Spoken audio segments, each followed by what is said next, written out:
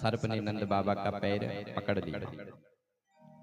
ग्वाल बाल चिल्लाने लगे, हे कन्हैया, सर्पो माँ ग्रस्ते तातः, तुम्हारे पिताजी को सर्प ने पकड़ लिया। भगवान ने उस सर्प का स्पर्श किया और उस सर्प की जो सांप की योनि थी वो छूट गई और उससे एक दिव्य महापुरुष प्रकट हुआ। उसने भगवान की स्तुति करी और फिर अपने लोक को चला गया। सुखदेव जी कहते हैं, परीक्षित, भगवान प्रातः काल गौचारण करने के लिए जाते हैं और शाम को घर आते हैं।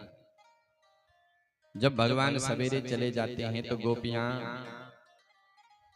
भगवान का स्मरण करती है। दोनों दो गोपी आपस में चर्चा करती है कि सखी, जब हमारे श्याम सुंदर बंसी बजाते हैं तो कैसे लगते हैं। तो एक प्रश्न करती है, दूसरा उसका उत्तर देती है। इस गीत का नाम है युगल गीत। इसमें दो दो गोपियों का संवाद है। गोपियां कहती हैं, बाम बाहु कृत बाम कपोलो, वलगित भ्रूर दरार पीत वेणु, कोमलांगुल विराश्रित मार्गम, गोप्यैर्यति यत्र मुकुंदा। सखी, जब हमारे श्याम सुंदर बाईं ओर गर्दन करके बंसी बजाते हैं तो कैसे लगते हैं। गोपियां कहती है कि सखी, उस बंसी वाले की स्थिति को मत पूछ। वो जब वेणु वादन करता है तो जो स्वर के मर्मज्ञ देवता है उनकी क्या कहे, जो पशु पक्षी है वो भी उसके उन स्वरों की दिव्य लहरी पर मोहित हो जाते हैं। ये गायियां, ये मृगी, भगवान जब बंसी बजाते हैं तो इनके दांतों के नीचे तृण तो है पर चबाती नहीं है। चित्र लिखित मपि, जैसे किसी ने दीवार पर चित्र बना लिया, ऐसा खड़े होकर के ये श्रवण करती है। बड़े बड़े देवता भी इनके स्वर की पहचान नहीं कर पाते हैं।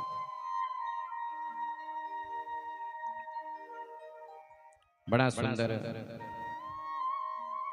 बंसी का यहाँ पर गोपियों ने इस गीत के माध्यम से महिमा का वर्णन किया। अब भगवान की बंसी को वृंदावन में बजने दो। मथुरा में जरा कंस पर क्या बीत रही है उसकी भी सुन लो, क्योंकि हमारे पास समय कम है तो उस बिचारी की भी सुनी लो। कंस के दरबार में एक दिन नारद जी आए। नारद जी का दिव्य भव्य स्वागत हुआ। नारद जी ने कहा, अरे कंस, मैं देख रहा हूं तेरे मुख पर 12 क्यों बज रही है, क्या बात है। कंस कहते हैं कि गुरुदेव, मेरी समझ में ये नहीं आता है कि ये कृष्ण बलराम कौन है। हम राक्षस भेजते हैं और यहाँ से जाते तो सब है, लेकिन लौट करके कोई नहीं आता है। ये कृष्ण बलराम है कौन। नारद जी हंसने लगे, अरे कंस तू बड़ा भोला है। अरे कृष्ण बलराम कोई और नहीं, देवकी वसुदेव जी के ही पुत्र हैं और तेरे ये काल हैं। गुरुदेव ऐसा कैसे हो गया, मैंने तो उनको जेल खाने में बंद करके रखा था। नारद जी कहते, अरे कंस तू भोला है। अरे वसुदेव रातों रात उसको मत गोकुल में छोड़े आए। अब तो कंस को आया क्रोध और वसुदेव जिघांसया, मारने के लिए तलवार उठाई। नारद जी ने रोक लिया। नारद जी कहते हैं कि कंस जरा होश से काम लो। नारद जी कहते हैं कि कंस, अगर तूने उसके माता पिता को मार दिया तो वो बड़ा होगा और फिर आएगा, फिर तेरे को ठिकाने लगाएगा। अरे कुछ और कार्यक्रम बना, तू ऐसा कर, अपने मथुरा में मेले का आयोजन कर, मल्ल युद्ध, और मेले के आयोजन के बहाने उन दोनों बालकों को बुलाओ और मिल करके मार दो। अब तो कंस प्रसन्न हो गया, वाह गुरुदेव, तुमने तो मेरी समस्या का समाधान कर दिया। कंस तो चला गया, नारद जी तो चले गए। अब कंस ने विचार किया कि मैं किसे बुलाऊं जो कृष्ण बलराम को लेकर के आए। कंस को लगा कि कृष्ण के चाचा है अक्रूर, तो अक्रूर जी को बुलाया गया दरबार में। अक्रूर जी ने जो सुना कि मेरे को दरबार में बुलाए तो डर गए। अक्रूर जी ने मन में विचार किया कि दुष्ट ने कभी बुलाया नहीं, क्या बात हो सकती है। अक्रूर जी आए, कंस ने खड़े होकर के अक्रूर का स्वागत किया और गृहीत्वा पाणिना पाणि ततो क्रूरमुवाच, हाथ से हाथ मिला रहा है। अक्रूर जी ने मन में विचार किया कि नीच की विनम्रता भी खतरनाक होती है, नवन नीच की अति दुखदाई। जो दुष्ट व्यक्ति होता है अगर वो विनम्र हो जाए तो सावधान हो जाओ, कुछ गड़बड़ है। तो अक्रूर जी ने कहा सरकार हमें क्या आज्ञा है। कंस कहता है कि अक्रूर मैंने मन में विचार किया है कि क्यों ना अपने इस मथुरा में एक बार मल्ल युद्ध का आयोजन हो और विशेष रूप से कृष्ण कन्हैया और बलराम को भी बुलाया जाए। मैंने सुना है वो बड़े बलवान हैं, उनको बुलाओ। अब तो अक्रूर सारा षड्यंत्र समझ गया कि इस मूर्ख को पता चल गया कि कृष्ण बलराम ही मेरे काल हैं और अपने काल को ही अपने घर में बुला रहा है। अक्रूर जी ने स्पष्ट तो कहा नहीं, लेकिन एक व्यंग भरी वाणी में कह दिया। अक्रूर जी कहते हैं मनोरथान करितुच्चैर जनो देव हतानपि युज्यते हर्ष शोकाभ्याम ततो क्रूरमुवाच। महाराज जीव बड़े बड़े मनोरथ करता है, मैं ये करूंगा मैं वो करूंगा, लेकिन होगा क्या वो तो भगवान ही जाने। कंस कहता है अक्रूर जितनी आज्ञा मिले उतना करो। अक्रूर जी कहते तथाप्याज्ञं करोमि, महाराज आपकी आज्ञा का पालन होगा। कंस ने अपने सोने का रथ अक्रूर को दिया और अक्रूर जो है आज वृंदावन की ओर जा रही हैं। सुखदेव जी कहते परीक्षित प्रातः काल के निकले, लेकिन शाम हो गई। उसित्वारतमास्तायो प्रययो नंद गोकुले। प्रातः काल के निकले लेकिन शाम हो गई। अच्छा शाम क्यों हुई? परीक्षित कहते हैं कि गुरुदेव मथुरा से वृंदावन इतना भी दूर नहीं है कि जो शाम हो गई। सुखदेव जी कहते परीक्षित दूर तो बिल्कुल नहीं है, पैदल भी चले तो 2 घंटे से ज्यादा नहीं लगते। तो गुरुदेव शाम कैसे हो गई? सुखदेव जी कहते परीक्षित बात ऐसी हुई कि अक्रूर जी जैसे कंस के रथ पर बैठे तो कंस के रथ के जो घोड़े हैं वो वायु वेग से दौड़ने वाले हैं। अक्रूर जी रथ पर बैठे और जैसे चाबुक चलाया तो घोड़े तो वायु वेग से दौड़ रहे हैं और अक्रूर जी की ध्यान की समाधि लग रही है।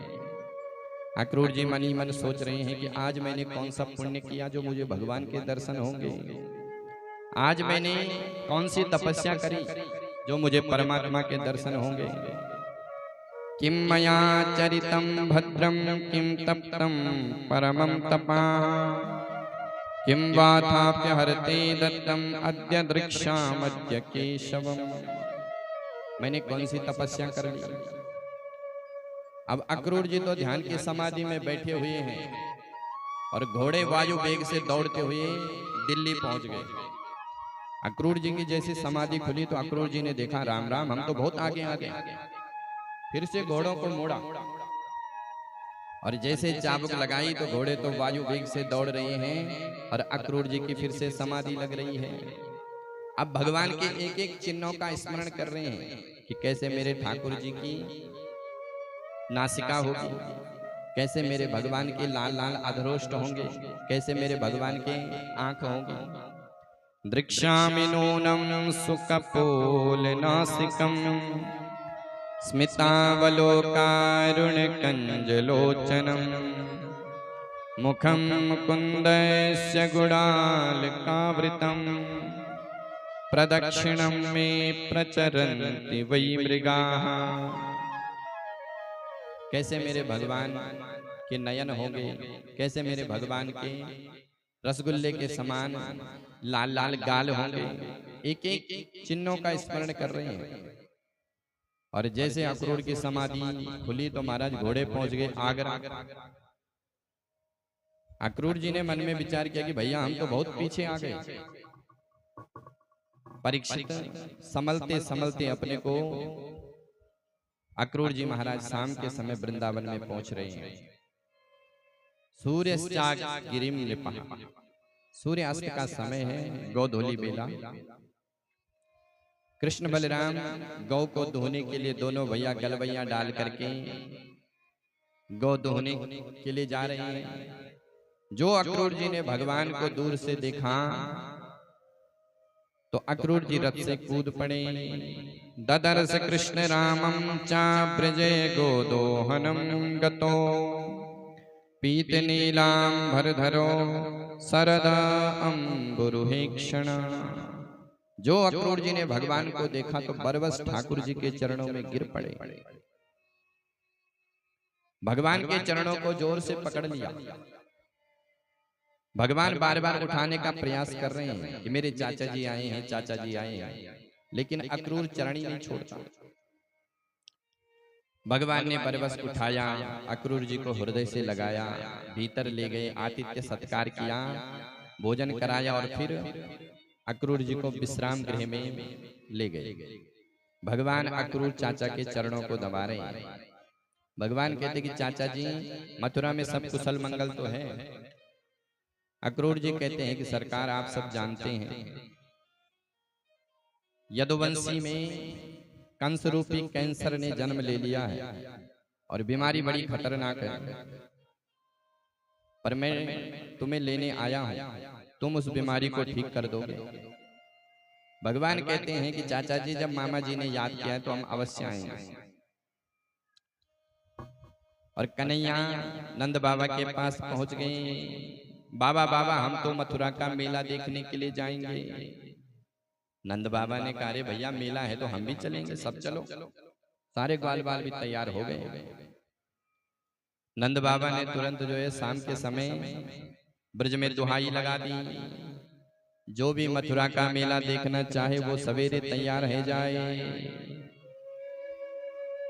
पर गोपियों के कान में जैसे शब्द पड़ा तो गोपियों की स्थिति विकल हो गई। हमारे श्याम सुंदर कल मथुरा जाएंगे।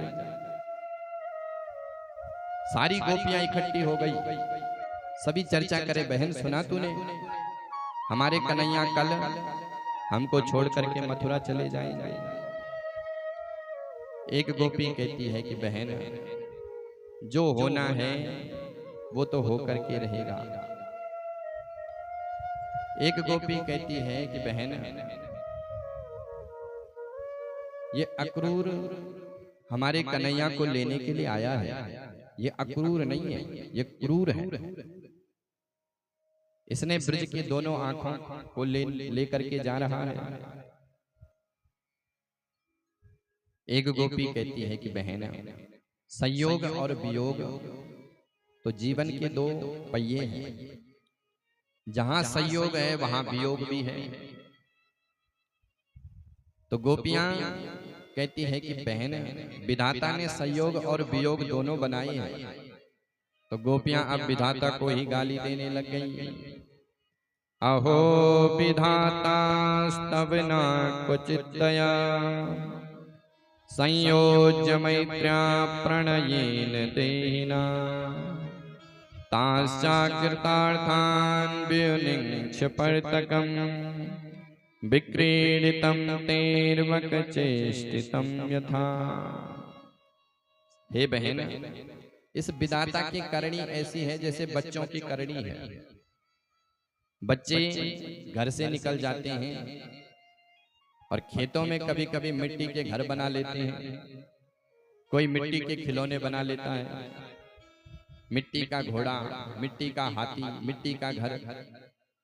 पूरे दिन भर खेलते हैं, और जब शाम होती है घर वाले आवाज लगाते, बच्चों घर आ जाओ, तो उन्हीं घर को, उन्हीं घोड़े और हाथी को तोड़ करके उसमें लात मार करके चले जाते हैं घर। तो उनको बनाने में भी आनंद आता है और तोड़ने में भी आनंद आता है। उसी प्रकार से इस विधाता की भी करनी है। ये संसार को बनाता है और एक दिन संसार को तोड़ देता है। इसकी स्थिति ऐसी ही है। गोपियां सारी रात भर कन्हैया की चर्चा करते करते रो रही है। गोपियां कहती हैं कि उस कन्हैया का वियोग हम एक क्षण के लिए नहीं छोड़ सकती।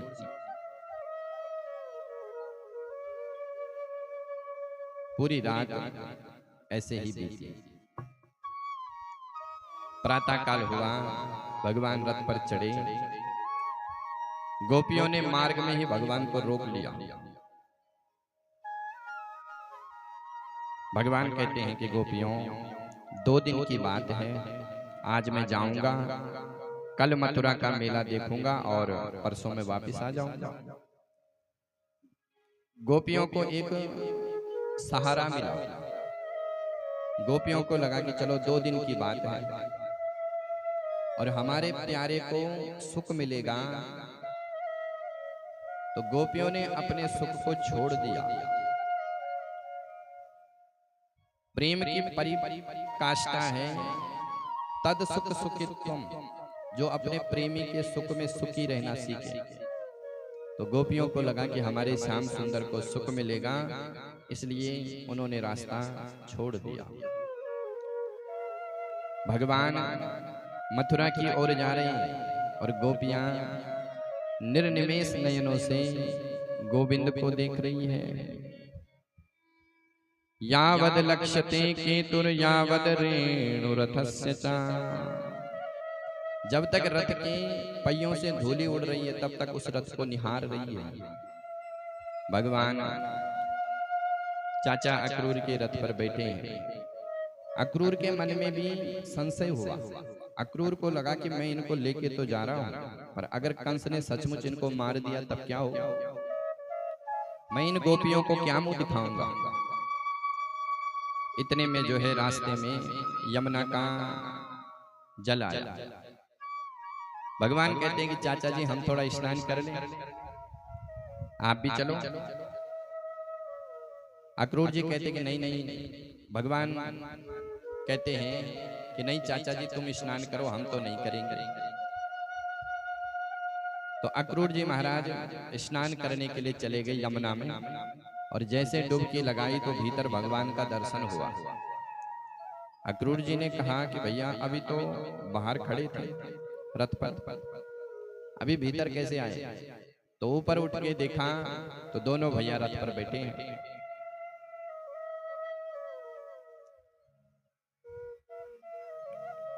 जो पुनः डुबकी लगाई तो भगवान ने अपने चतुर्भुज स्वरूप का दर्शन अक्रूर जी को कराया। अक्रूर जी को लगा कि राम राम, हम तो भगवान की सत्ता पर ही संशय कर रहे थे, ये तो साक्षात परब्रह्म है। अक्रूर जी ने उसी जल में भगवान की बड़ी सुंदर स्तुति करी। अक्रूर जी भगवान की बड़ी सुंदर स्तुति कर रहे हैं। नतोऽस्म्यहं त्वाखिल हेतु हेतुं नारायणं पुरुषमव्यमव्ययम् यन्नाभिजाता अरविंद कोशाद ब्रह्मा विरासीन्यतये श्लोका। हे प्रभु, आपके ही नाभि कमल से ब्रह्मा की उत्पत्ति होती है। जिन ब्रह्मा जी ने संसार का सृजन किया, ब्रह्मादि के देवताओं को भी आप ही सृजित करते हैं, आप ही बनाते हैं। खूब स्तुति करी। भगवान के सभी अवतारों का स्मरण यहाँ पर अक्रूर जी कर रहे हैं। नमस्ते रघुवार्याय रावणंतकराय च, नमस्ते वासुदेवाय नमः संकर्षणाय च। सरकार आप ही राम बन करके आए, रावण का वध किया। आपने ही बराबर करके पृथ्वी का उद्धार किया। आपने ही परशुराम बन करके दुष्टों का दमन किया। आप ही संकर्षण है, आप ही वासुदेव है। खूब स्तुति करी और जब स्नान करके पुनः रथ पर चढ़े तो अक्रूर जी भगवान को घूर रहे हैं। भगवान कहते चाचा जी क्या देख रहे हो ऐसे? किम दृष्टम किम अद्भुतम। अक्रूर जी कहते सरकार आप ही दिखाते और आप ही पूछ रहे हो। सरकार आपको हमारे घर चलना पड़ेगा। भगवान कहते हैं कि चाचा जी हम अवश्य चलेंगे, लेकिन पहले मामा जी से मिले। और यूं कह करके भगवान अब मथुरा में प्रवेश कर रहे हैं। जो मथुरा की नर नारियों ने भगवान को देखा तो सब दौड़ पड़ी।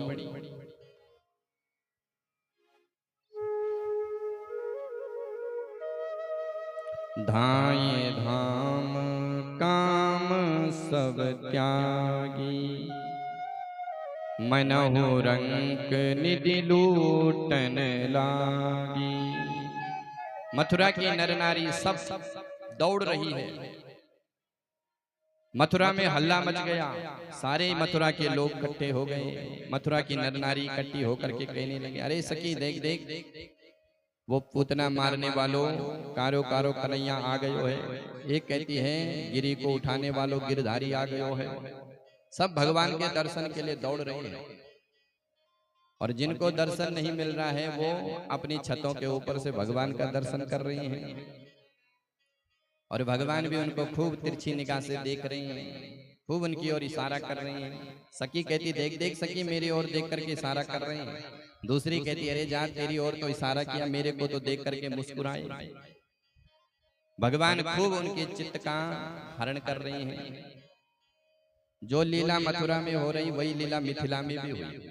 राम जी जब मिथिला गए, जब नगर दर्शन के लिए राम जी गए तो नगर वासियों ने राम जी का दर्शन किया, पर मिथिला के राम बड़े लजीले, बड़े शर्मीले, बिल्कुल अपने चरणों की ओर देख रहे हैं, किसी पर एक भी निगाह उठा करके नहीं देखी। तो मिथिला के राम बड़े लजीले, बड़े शर्मीले और मथुरा के श्याम महाचंचल, बड़े नटखट, अपनी तिरछी निगाह से सबको अपने बस में कर रही हैं। राम कृष्ण में केवल इतना ही अंतर है, वैसे दोनों में कोई अंतर नहीं है। राम कृष्ण दो एक है, अंतर नहीं निमेष।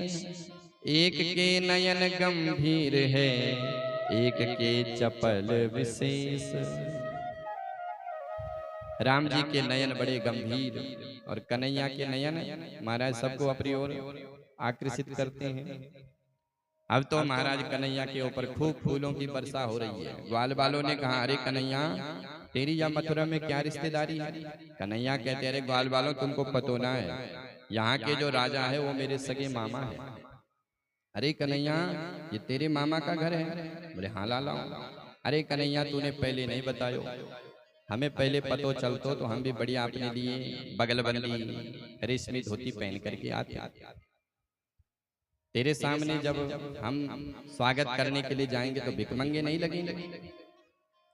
कन्हैया कहते हैं अरे लालाओं क्यों चिंता करते हो, ये मामा जी को घर है, यहाँ सब व्यवस्था हो जाएगी। अच्छा लाला। कन्हैया कहते हैं कि सबसे पहले तुमको वस्त्रों की व्यवस्था करते हैं। तो सामने से आ रहा था कंस का धोबी। भगवान कंस के पास उस धोबी के पास पहुंच गए। मामा जी राम राम। धोबी ने कहा भैया राम राम कैसे बोला? कन्हैया कहते हैं कि देखो मामा जी ये मेरे मामा का घर है, यहाँ के जो महाराज हैं मेरे मामा है और मामा के गांव के सबरे मामा, तो आपको भी मामा जी बोल दिया। अच्छा अच्छा तुम ही कृष्ण बलराम हो? बोले हाँ महाराज तुमने पहचान लिया। धोबी कहता है कि मुझे पता है तुमको क्यों बुलाया गया। कन्हैया कहते पता है तो जरा दो चार वस्त्र हमें भी दे दो। धोबी ने कहा अरे तुम गायों के पीछे घूमने वाले ग्वारे गंवार, तुम महाराज के वस्त्र पहनोगे?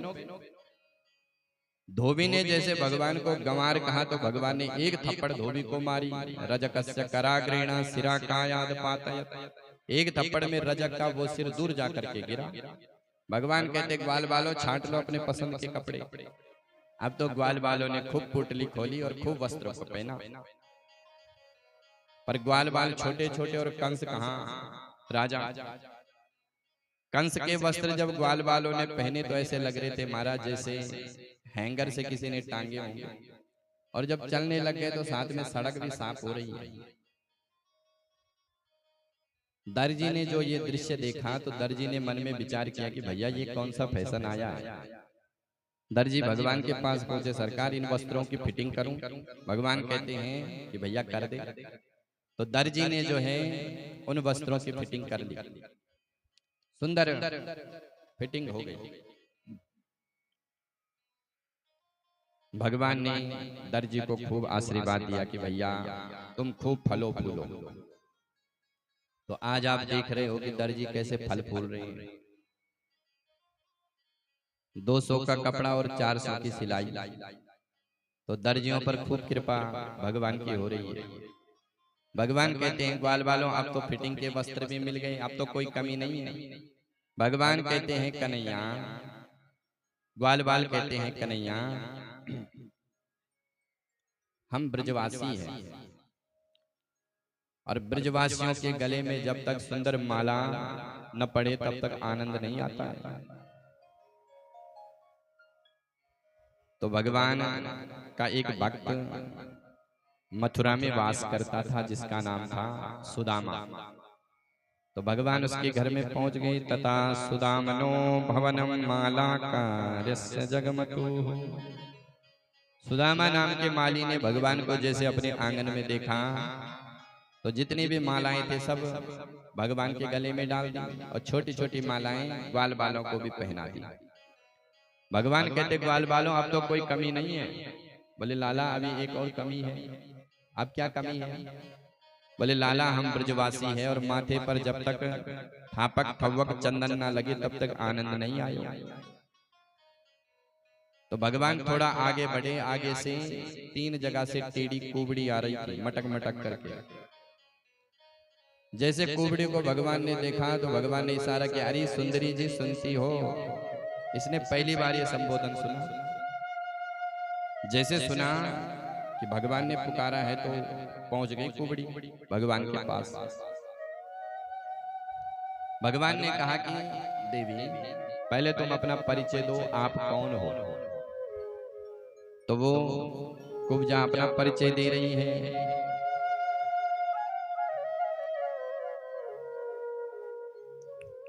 दास्यास्म्यहं सुंदर कंस सम्मताम्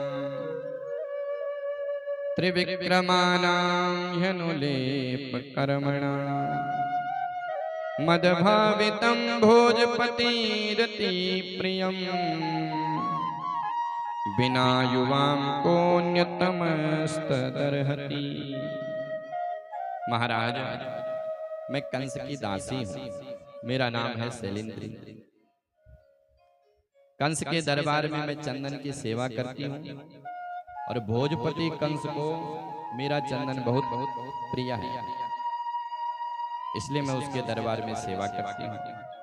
भगवान कहते हैं अच्छा देवी जरा हम पर भी चंदन लगा दो। तो कुब्जा ने जो है सारा चंदन भगवान पर लगाया। ग्वाल बाल कहते हैं कन्हैया देवी जरा हम पर भी चंदन लगाओ।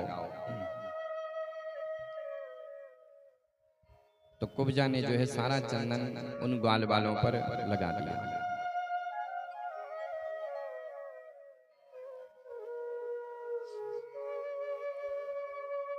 जब सारा चंदन लग गया तो भगवान जैसे आगे बढ़े तो ग्वाल बालों ने कहा अरे कन्हैया तूने सबको कुछ ना कुछ दिया, लेकिन इस बिचारी को क्या दिया। भगवान कहते अच्छा ऐसी बात है तो चलो इसको भी कुछ देते हैं। भगवान कुबड़ी के पास पहुंच गए। दाहिने चरण के अंगूठे से बाएं चरण का अंगूठा दबाया कुबड़ी का, और हाथ को ठोड़ी से लगा लिया। ग्वाल बाल कहते हैं कन्हैया तेरे को अच्छो लगे या बुरो लगे, लेकिन जोड़ी तो तुम दोनों की बिल्कुल ठीक जच रही है। तू भी 3 जगह से टेढ़ो और ये भी 3 जगह से टेढ़ी। और जब तक ग्वाल बाल खूब हास प्रयास करते तब तक तो भगवान ने जोर का झटका मार दिया और बभूव मुकुंद स्पर्शा सत्यो प्रमदोत्तमे। तीनों कुबड़ एक ही झटके में गायब हो गया। कुबड़ी महाराज परम सुंदरी बनकर के भगवान के सन्मुख खड़ी हो गई। भगवान से कहती है कि हमारे घर आपको आना पड़ेगा। अब भगवान थोड़ा आगे बढ़ रहे हैं। दिव्या मल्ल सभा में भगवान प्रवेश कर रहे हैं। मल्ल सभा का आयोजन हो रखा है। उस मल्ल सभा के मुख्य गेट पर कुबलया पेड़ नाम का हाथी खड़ा है। भगवान कहते हैं कि हे महावत हाथी को हटाओ, पर महावत सुनने को तैयार नहीं।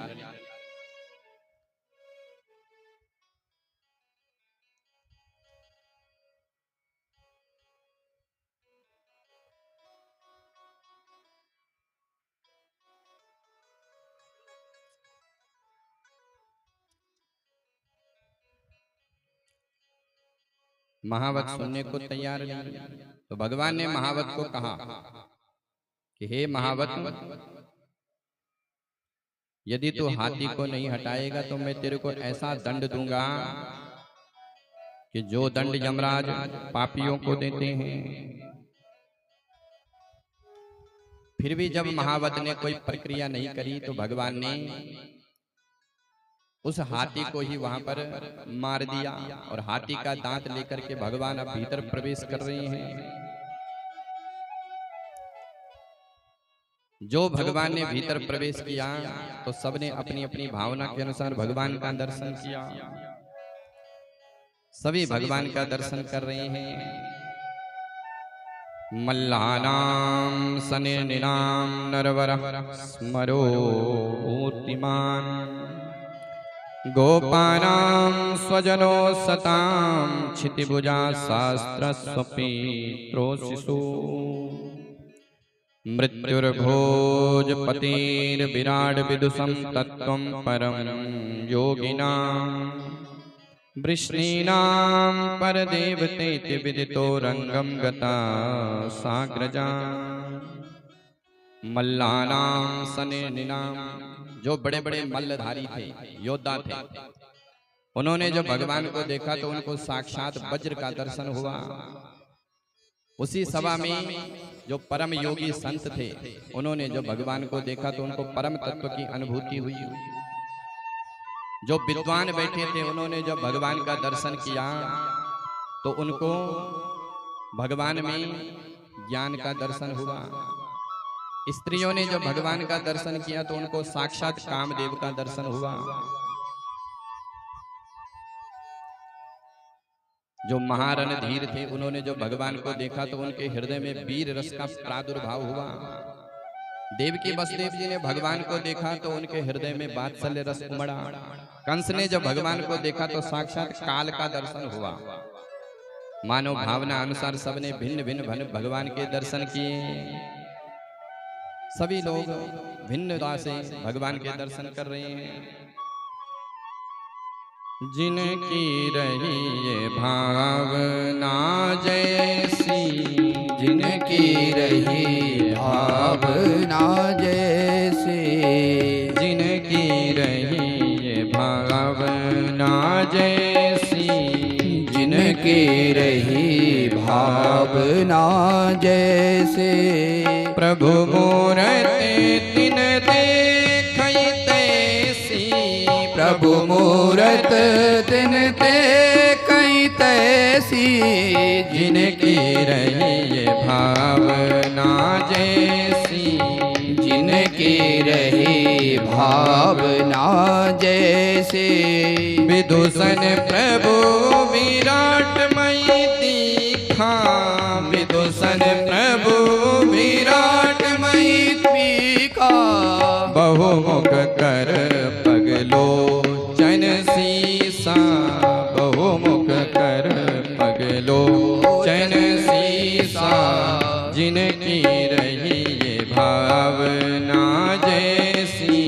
जिनकी रही भावना भावनानुसार सब जैसे। भिन्न भिन्न भगवान के दर्शन कर रही हैं। जो भगवान का दर्शन सबने किया तो इनमें से चाणूर नाम का दैत्य बोल पड़ा, हे कन्हैया तेरा बहुत नाम सुना है, चल आजा मेरे साथ, दो दो हाथ कर।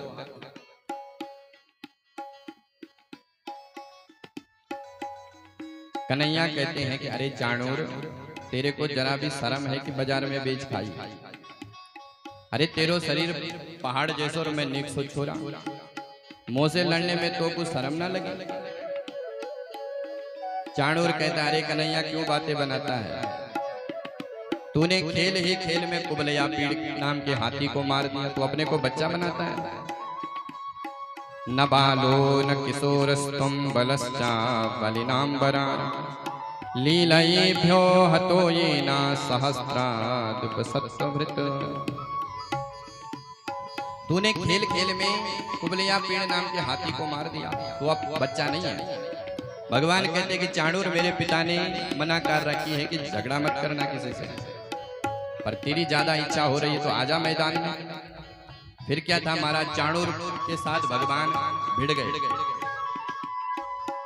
इतने में बलराम जी ने मन में विचार किया कि मेरे जोड़ीदार कोई मिल जाए, मैं भी मामा जी के अखाड़े में दो दो हाथ दिखाऊं।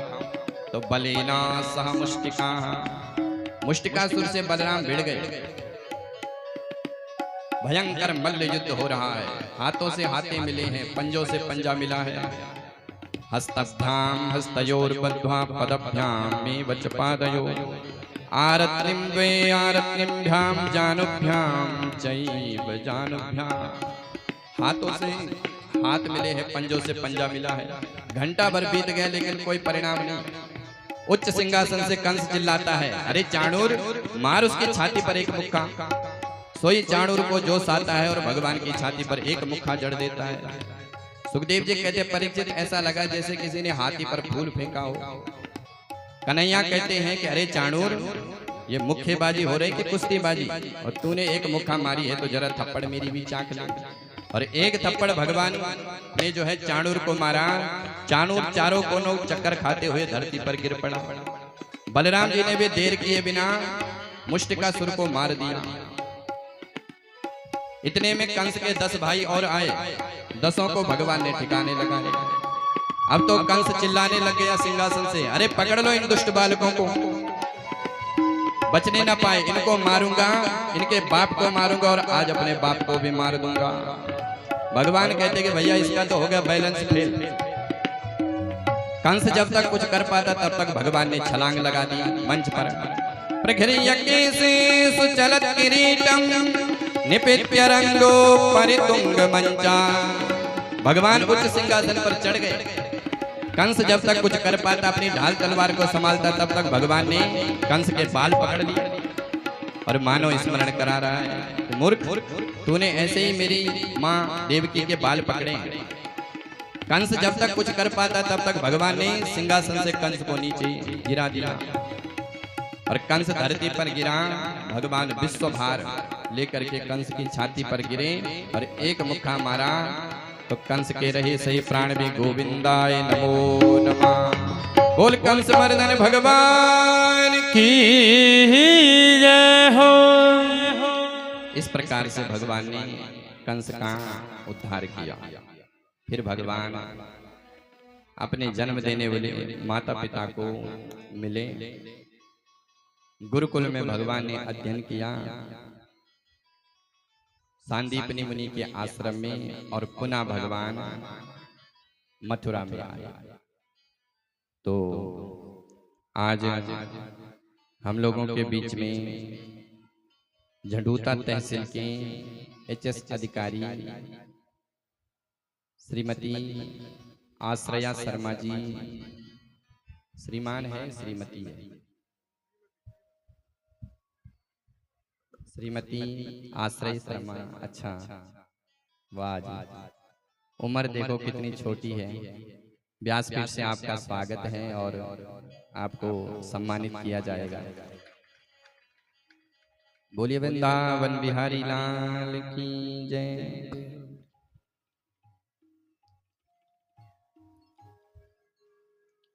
यजमान परिवार के द्वारा आपका बहुत बहुत स्वागत है, अभिनंदन है और भगवान से प्रार्थना है कि आप हमेशा ऐसे ही आगे बढ़ते रहे।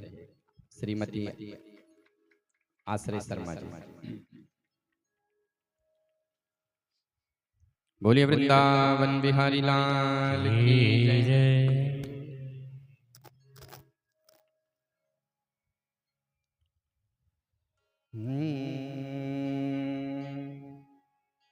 गुरु गृह गया पढ़न रघुराई, गुरु गृह गयो पढ़न रघुराई।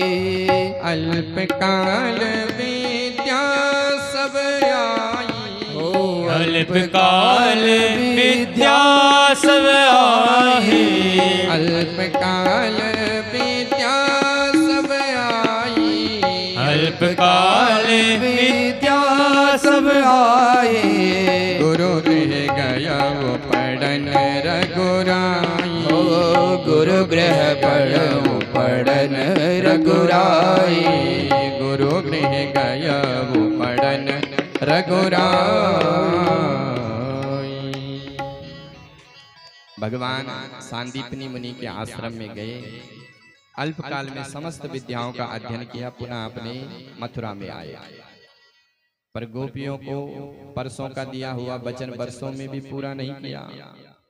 एक दिन भगवान उद्धव के पास गए, उद्धव से कहा कि हे उद्धव, तुम एक बार ब्रज जाओ और मेरा जो प्रेम है वो प्रेम उन गोपियों से वर्णन करना। उद्धव जी महाराज बड़े ज्ञानी हैं, वृष्णि वंश के आचार्य हैं और कृष्ण के परम सखा हैं।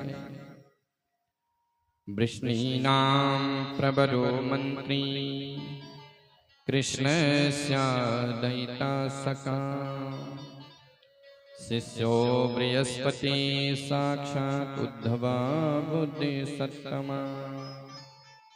भगवान उद्धव के पास आए, हे उद्धव, तुम ब्रज जाओ और मेरा जो गोपियों के प्रति प्रेम है और गोपियों का जो मेरे प्रति प्रेम है, उन गोपियों को आप अपने ज्ञान से समझाना। महाराज उद्धव भगवान के कहने पर ब्रज आए। ब्रज में उद्धव का स्वागत नंद बाबा ने किया। नंद बाबा ने जब उद्धव को देखा तो ऐसा लगा जैसा मेरा ही पुत्र हो। नंद बाबा ने उद्धव से पूछा कि हे उद्धव, उस कन्हैया को कभी हमारी याद आती है? उस कन्हैया को कभी अपनी माँ यशोदा की याद आती है? ये जो गिरिराज के बड़े बड़े पाषाण खंड है, इन पर्वतों की याद आती है? इन गौ माता की याद आती है? खूब चर्चा हो रही है। उद्धव कहते हैं कि बाबा, जिसे तुम अपना पुत्र मान रहे हो वो वास्तव में घटघटवासी है। उसका ना कभी जन्म होता है न कभी मरण होता है। न माता न पिता तस्या न भार्या न सता दया, नात्मयोनि परस्यापि न देहो जन्म एवचा। उसका ना जन्म होता है, ना उसके कोई माता है, ना पिता है। नंद बाबा कहते हैं, अरे उद्धव तू कैसी बातें कर रहा है? मैंने अपने हाथों से उसको चलना सिखाया, यशोदा मैया ने उसको दुग्ध पान कराया, यशोदा ने उसको एक बार ऊखल में बांध दिया। उद्धव तो ज्ञान की चर्चा कर रहा है। उद्धव की एक एक बात सत्य है, झूठ कुछ नहीं है। पर नंद बाबा के लिए वो प्रवचन कैसा हो रहा है, जैसे प्यासे को पानी का प्रवचन दो। किसी व्यक्ति को प्यास लगी है, उससे कहो कि भैया पानी कहाँ नहीं है, पानी तो हृदय में पानी है। धरती को खोदो वहां पानी, सारी जगह पानी पानी, तो वो कहेगा भैया मुझे पानी का प्रवचन नहीं, मुझे तो प्यास लगी है, मुझे पानी दो। तो उद्धव बात ठीक कह रहे हैं, लेकिन नंद बाबा तो भगवान के दर्शन के प्यासे हैं। अखियां हरि दर्शन की प्यासी, अखियां हरि दर्शन की प्यासी। चर्चा बहुत लंबी है। प्रातःकाल गोपियों को पता चला, गोपियां दौड़ दौड़ करके आई। गोपियों ने रथ को घेर लिया और उद्धव को घेर करके प्रश्नों की झड़ी लगा ली। गोपियां कहती है जानी मस्त्वाम यदुपति, तुम यदुपति के सेवक हो, उसके दूत हो, हम तुमको जानती है। अरे तुम्हारे स्वामी ने तो हमारा परित्याग ऐसा किया जैसे फल के खत्म होने पर चिड़िया उस वृक्ष का परित्याग कर देती है, जैसे जंगल में आग लगने पर पशु पक्षी उस जंगल को छोड़ करके चले जाते हैं, जैसे अतिथि भोजन करके चला जाता है, जैसे ब्राह्मण दक्षिणा लेकर के चला जाता है। खगावीत फला वृक्षा गृहीत्वा चाचितो गृहम् दग्धं मृगस्तथारण्यं जारो भुक्त्वा रथास्त्रियम्। तुम्हारे स्वामी ने हमको ऐसा त्याग दिया। इतने में एक काला भंवरा आया, राधा रानी के चरणों में बैठ गया। अब गोपियों ने जो है उसी मधुप को, उसी भ्रमर को एक गीत सुनाया जिसका नाम है भ्रमर गीत। मधुपकित बबंदो मास प्रसांग्रिम शपथन्या कुच विलुलित माला कुमकुमस्मा श्रुभिर्ना। और इसी भ्रमर गीत के माध्यम से गोपियों के दिव्य ज्ञान को उद्धव ने पहचाना, और अंत में उद्धव ने जब गोपियों के वास्तविक ज्ञान से साक्षात्कार किया तो गोपियों के चरण की धूली उद्धव ने अपने माथे से लगाई। उद्धव जी मन में विचार कर रहे हैं कि वास्तव में जीवन में सब कुछ आ जाए, लेकिन अगर कृष्ण की भक्ति जीवन में नहीं है तो जीवन अधूरा है। ज्ञान बहुत है, लेकिन ज्ञानी के साथ साथ अगर भक्ति नहीं है तो वो ज्ञान बेकार है। सारे साधनों का फल क्या है? भगवान से प्रेम। दान व्रत तपा होमा जपस्वाध्याय संयमे श्रियो भिर्वा विदश्चान्य कृष्णो भक्तिर्हि साध्यते। दान व्रत यज्ञ अनुष्ठान, सारे धर्म अनुष्ठानों का फल है भगवान की भक्ति। और सारे धर्म अनुष्ठान कर लिए लेकिन ठाकुर की भक्ति जागृत नहीं हुई तो अभी तक तुमने कुछ नहीं किया। सारे साधन बेकार है। भगति बिना सब साधन कैसे, बोले लवण बिना बहु व्यंजन जैसे। आपने बढ़िया सुंदर सुंदर पकवान बनाए पर उनमें नमक नहीं डाला तो वो सब नीरस है। उसी प्रकार से जीवन में सब कुछ है, मान प्रतिष्ठा धन यश वैभव, लेकिन अगर भगवान की भक्ति नहीं है तो वो जीवन अधूरा है। उद्धव 6 महीने तक वृंदावन में रहे, गोपियों के साथ खूब संवाद हुआ। 6 महीने के बाद उद्धव पहुंच गए मथुरा। भगवान ने कहा अरे उद्धव तुम तो 1 दिन के लिए गए थे और 6 महीने तक रह गए। उद्धव कहते हैं कन्हैया तू छलिया है, तूने उन बिचारी ग्वालिनियों को छल लिया। अरे उनका प्रेम कितना तात्विक है। भगवान मुस्कुरा पड़े, उद्धव बस मैं यही तो चाहता था, तू मेरा सखा है, ज्ञानी है, लेकिन तेरे जीवन में भक्ति नहीं थी। पर अब गोपियों ने भक्ति का पाठ पढ़ाया, उद्धव के जीवन में परिपूर्णता आई। इसी उद्धव चरित्र के साथ साथ भागवत का 10वें स्कंद का पूर्वार्ध विश्राम होता है। 10वें स्कंद में 90 अध्याय है पूर्वार्ध और अपरार्ध, उत्तरार्ध, पूर्वार्ध, उत्तरार्ध। तो 50 अध्याय के खत्म होते ही पूर्वार्ध खत्म होता है। 51वें अध्याय लगते ही महाराज उत्तरार्ध चालू हो गया और उत्तरार्ध में भगवान पर जरासंध के आक्रमण हुए। भगवान ने जब कंस को मारा तो कंस का ससुर है जरासंध, उसने भगवान पर खूब आक्रमण किए। तो इस लीला को थोड़ा आध्यात्म में श्रवण करो। 50वें अध्याय के 51वें अध्याय लगते ही जरासंध का आक्रमण हुआ, अर्थात जरा नाम बुढ़ापा। 51वें वर्ष लगते ही व्यक्ति पर बुढ़ापा आक्रमण करता है। भगवान पर भी जरासंध के आक्रमण हुए और 1-2 बार नहीं किया, 17 बार आक्रमण किया।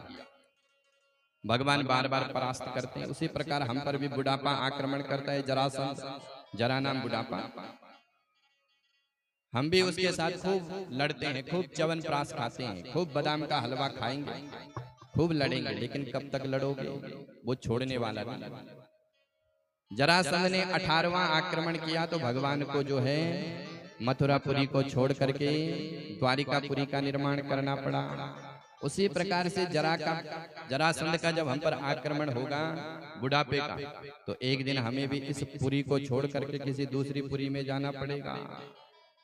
भगवान ने भी मथुरा को छोड़ करके द्वारिकापुरी का निर्माण किया और द्वारिका में भगवान का प्रथम विवाह भीष्मक नंदिनी रुक्मिणी के साथ संपन्न हुआ।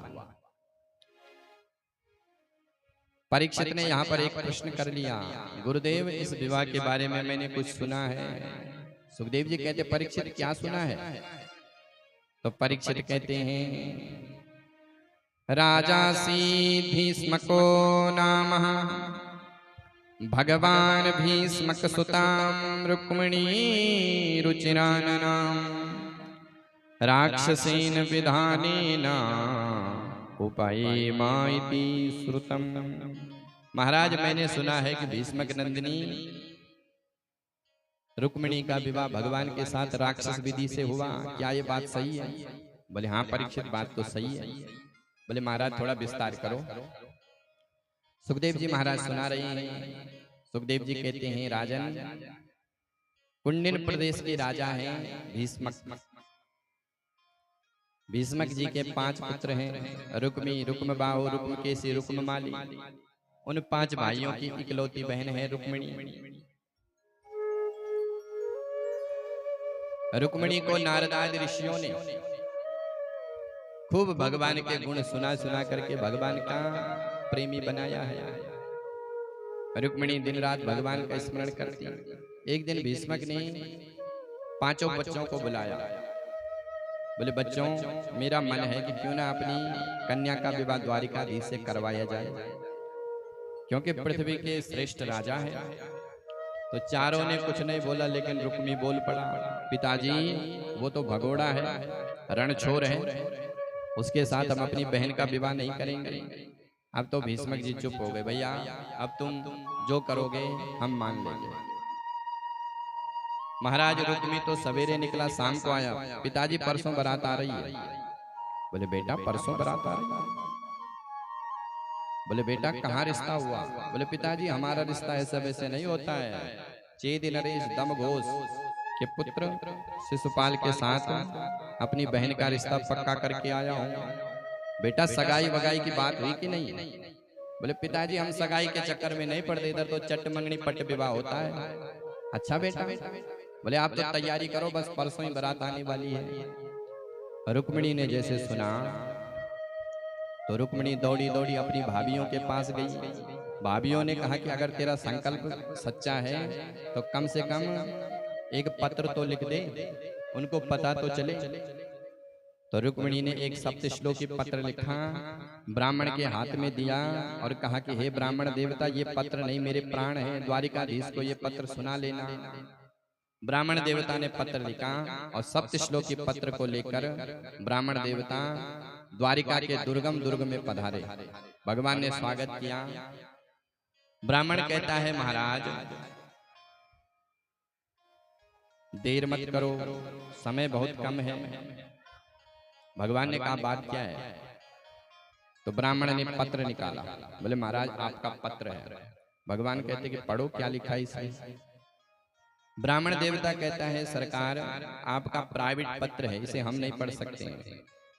भगवान कहते कि ब्राह्मणों मैंने कभी भी तुमसे अपना गोपनीय कुछ भी नहीं छुपाया है, तुम अपने मुख से पढ़ो।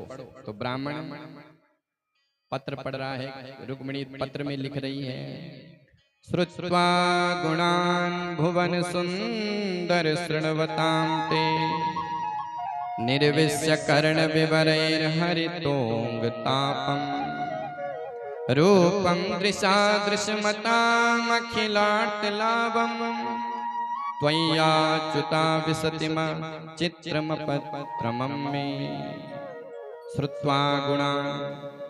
हे ठाकुर मैंने आपको कभी देखा नहीं है, लेकिन आपकी कथा सुन सुन करके, नारदाद ऋषियों से आपके गुणों को सुन सुन करके आपका एक चित्र अपने हृदय में बना लिया कि आप ऐसे होंगे।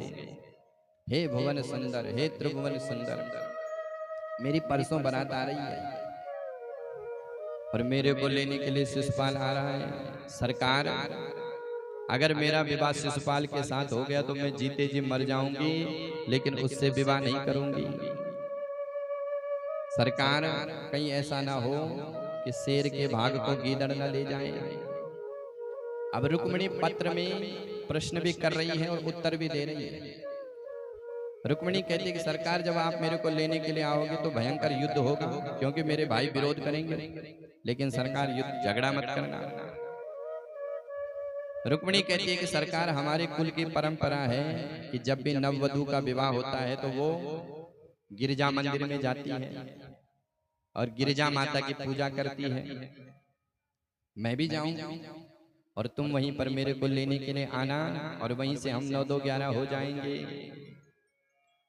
भगवान ने जब पत्र सुना तो भगवान ठहाका मार करके हंस पड़े। ब्राह्मण ने कहा प्रभु हंस क्यों रहे हो? भगवान कहते हैं ब्राह्मण देवता जो स्थिति रुक्मिणी की है वही स्थिति हमारी भी है। बोले क्या मतलब? बोले जिन ऋषियों ने मेरे गुण रुक्मिणी को सुनाए, उन्हीं ऋषियों ने रुक्मिणी के गुण मुझे भी सुनाए हैं। इधर भी रात्रि भर जागरण चलता है, रुक्मिणी के बारे में खूब सोचता हूँ। भगवान ने तुरंत रथ मंगाया और उस रथ पर बैठ करके भगवान जो है कुंडिनपुर की ओर प्रवेश कर रहे हैं। इधर दाऊ जी ने देख लिया भगवान को।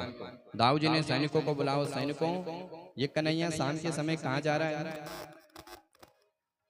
सैनिक कहते हैं सरकार हमें इतना पता नहीं कि कहाँ जा रहे हैं, लेकिन कुंडिनपुर से एक ब्राह्मण आए हैं और ब्राह्मण के हाथ में एक गुप्त पत्र है। बलराम जी कहते हैं कि गुप्त पत्र है, इसका मतलब कि कुछ तो गड़बड़ है। कुंडिनपुर में परसों कल रुक्मिणी का स्वयंवर है और स्वयंवर से कोई पत्र आया नहीं है और मुझे लगता है कन्हैया कुछ ना कुछ गड़बड़ करेगा। सैनिकों तुम सब तैयार हो जाओ और बाराती बन करके चलो।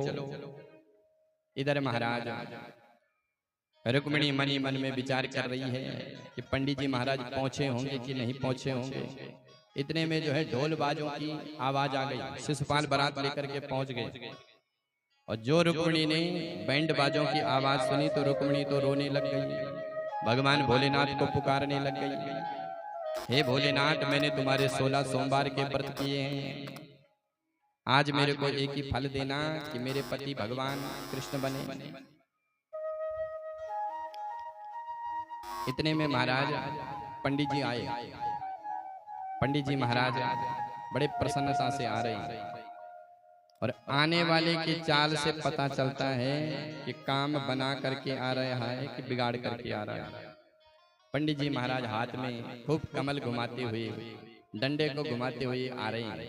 रुक्मिणी मैया ने दौड़ करके प्रणाम किया। पंडित जी महाराज क्या समाचार है? पंडित जी कहते हैं कि समाचार तो कुछ नहीं है। बोले क्या मतलब? बोले समाचार तो नहीं है, लेकिन उन्हीं को लेके आया हूँ, तुम्हारा इंतजार हो रहा है गिरिजा मंदिर में। अब तो महाराज रुक्मिणी ने 16 श्रृंगार किया और 16 श्रृंगार करके रुक्मिणी मैया गिरिजा मंदिर की ओर जा रही है। इधर बारातियों ने भगवान को देख लिया बोलिए कृष्ण कन्हैया लाल की जय। जय श्री राधे। आइए महाराज। जय श्री राम। बोलिए द्वारिकाधीश भगवान की जय। जय श्री राधे। महाराज इधर शिशुपाल की बाराती में जरासंध आदि राजा भी आए थे। जो जरासंध ने भगवान को देखा तो जरासंध ने शिशुपाल से कह दिया कि शिशुपाल थोड़ा सावधानी रखना, ये छलिया है, ये कुछ ना कुछ यहाँ विवाह में गड़बड़ करेगा। तो शिशुपाल के साथ जो बाराती आए थे भैरवी राग,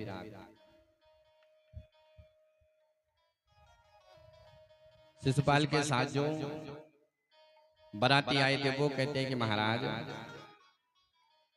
हम लड्डू खाने के लिए नहीं आए हैं, हम रुक्मिणी की रक्षा करेंगे। देखते हैं कि रुक्मिणी पर कौन दृष्टि रखता है। तो रुक्मिणी मैया 16 श्रृंगार करके महाराज गिरिजा के मंदिर में जाती है और सुंदर गिरिजा मैया का पूजन करती है। गिरिजा मैया का पूजन करते हुए माता रुक्मिणी मंत्र पढ़ती है। नमस्ते त्वांबिके भीक्षणम स्वसंतान युता शिवम भूयात् पतिर्मे भगवन् कृष्णस्तदनुमोदता। हे माँ गिरिजा, मेरा बार बार आपको प्रणाम है। मेरे पति कृष्ण हो, मेरी ऐसी कामना है। भगवती गिरिजा की जब पूजन हुई तो गिरिजा मैया के गले से एक माला खिसकी और खसी माला मूर्ति मुस्कानी। रुक्मिणी के गले में वो माला पड़ गई। मानो भगवती ने रुक्मिणी को आशीर्वाद दे दिया। मनु जाहि राच्यो मिलऊं सोबरु सहज सुंदर सावरो करुणा निधान सुजान शील सनेऊ जानत रावरो। मानो भगवती का आशीर्वाद मिल गया और आशीर्वाद लेकर के रुक्मिणी बाहर आई। रुक्मिणी जैसे बाहर आई तो रुक्मिणी ने देखा हजारों सैनिकों ने मंदिर को घेर लिया सुरक्षा के लिए। अब रुक्मिणी ने मनी मन में विचार किया कि मैंने तो पत्र में लिखा था कि वहां पर तो केवल हम 2 होंगे और वहीं से हम 9 2 11 हो जाएंगे, लेकिन यहाँ पर तो हजारों सैनिक हैं। मैं कैसे पहचानूंगी अपने प्रियतम को। पर रुक्मिणी मनी मन में विचार कर रही है कि मेरे स्वामी सबसे अलग होंगे, मैं उनको पहचान जाऊंगा। अब जैसे रुक्मिणी भीतर से बाहर आई तो सैनिकों ने रुक्मिणी को देखा। रुक्मिणी का दिव्य सौंदर्य, जो सौंदर्य रुक्मिणी का सैनिकों ने देखा तो सबके होश उड़ गए। सैनिक आपस में चर्चा करते, देख देख कितनी सुंदर है। दूसरा कहता है, मूर्ख तो सुंदर देख रहा है, देख कितने विशाल केस हैं। दूसरा कहता है, तू बाल देख रहा है, अरे गले का देख कितना सुंदर हार है। तीसरा सैनिक कहता है, अरे तू हार देख रहा है, चाल देख कितनी सुंदर है, गजगामिनी के समान चल रही है। सब सैनिक जो है रुक्मिणी के नक्सिक चिन्हों का वर्णन कर रहे हैं, पर किसी को होश ही नहीं कि हम यहाँ क्यों खड़े हैं। रुक्मिणी अपनी चंचल नयनों से सबकी ओर देखती है और जिस सैनिक पर नजर टिकती है वो कहता है कि हम किसी से कम नहीं। इतने में जो है भगवान से रुक्मिणी की नजर मिली। भगवान मुस्कुरा पड़े और इधर रुक्मिणी भी मुस्कुरा पड़ी। जैसे रुक्मिणी मुस्कुराई तो सारे सैनिकों के जो रये सहे होश है वो भी सब गायब हो गए। अब तो सबके बीच में भगवान ने रुक्मिणी का हाथ पकड़ लिया। सैनिक कहते, देख देख कितनी सुंदर जोड़ी है। और सबके बीच में भगवान ने रुक्मिणी का हाथ पकड़ा और रथ पर बिठा दिया। सैनिक कह रहे, अरे देख देख रथ कितना सुंदर है, सोने का है। दूसरा कहता है, अरे मूर्ख तो स्वर्ण देख रहा है, अरे घोड़े देख हैदराबादी घोड़े लगे हुए हैं रथ में। और इतने में भगवान ने जो चाबुक मारा, घोड़े तो दौड़े। अब सैनिक थोड़ी देर बाद पूछते हैं कि भैया हम यहाँ पर क्यों खड़े थे। इतने में एक कहता है, अरे याद आया, हम तो रुक्मिणी की रक्षा के लिए खड़े थे। तो कहाँ है रुक्मिणी? इतने में भीतर से सखियां आई, अरे भैया तुम भांग पी के तो नहीं आए हो?